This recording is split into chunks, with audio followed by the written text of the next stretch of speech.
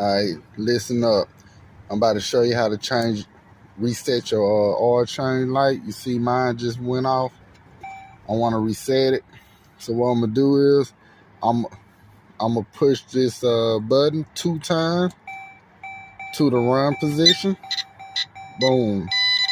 Once I get it to the run position, I'm gonna push my feet down, push it 3 times.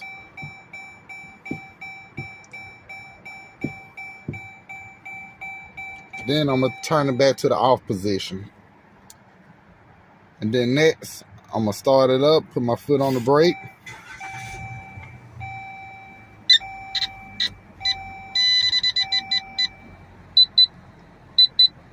See? And my light gone.